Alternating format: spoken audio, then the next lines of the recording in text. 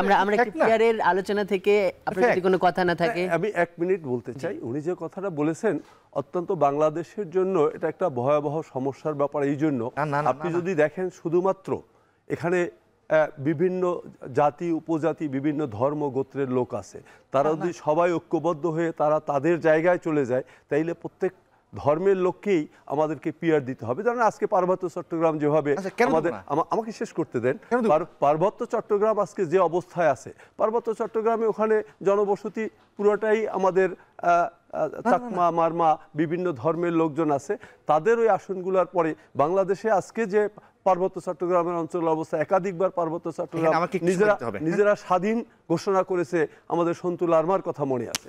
ওই ধরনের নেতৃত্ব যদি পার্বত্য চট্টগ্রামে আসে, তাইলে তাদের নেতৃত্ব কিভাবে হবে?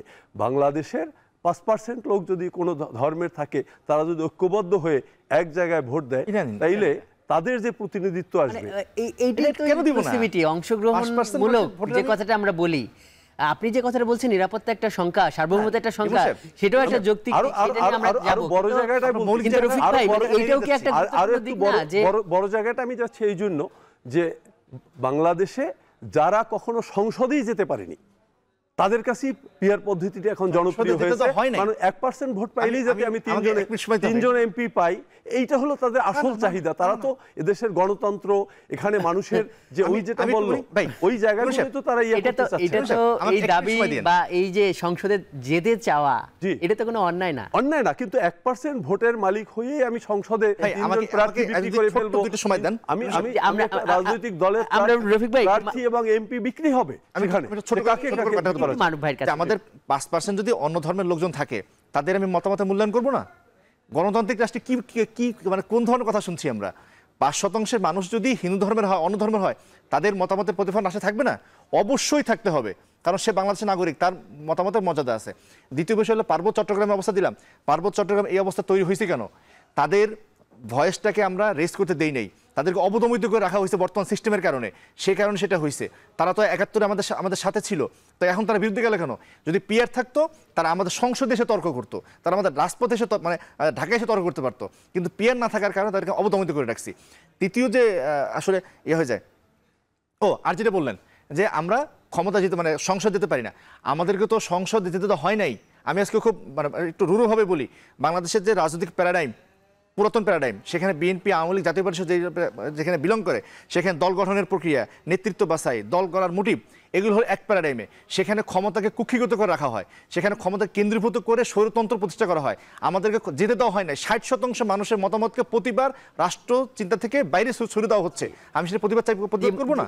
জি মার ভাই, ধন্যবাদ। আমরা একটা কথা বলে আমি শেষ করতেছি, যে জায়গায় বলছে 5% মানুষের প্রতিনিধিত্ব আমরা নিচ্ছি না, এইটা একেবারেই আমার বিতর্কের সঙ্গে যায়নি।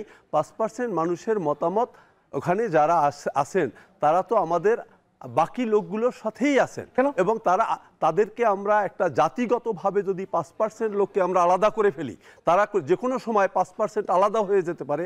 যেহেতু ধর্মীয় বা এলাকা ভিত্তিক আমাদের সঙ্গে তাদের কিছুটা দূরত্ব আছে। আগে আমাকে কথা বলতে দেন।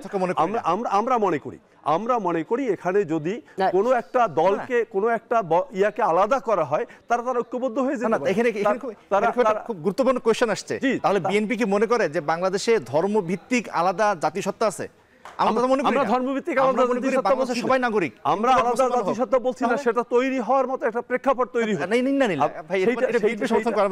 প্রেক্ষাপট তৈরি হতে পারে। এই জন্য এটাকে এক্সপেরিমেন্ট। চট্টগ্রামে দেখা গেছে এই ধরনের বক্তব্য বিবৃতি, তারা ভারতের সাথে মিলতে চায় বা এই ধরনের কথা, রাজ্য চায়, তারা অন্য রাজ্য চায়। এটা কয়জন? এটা এবং এটা গ্রাউন্ড তৈরি হয়েছে কখন?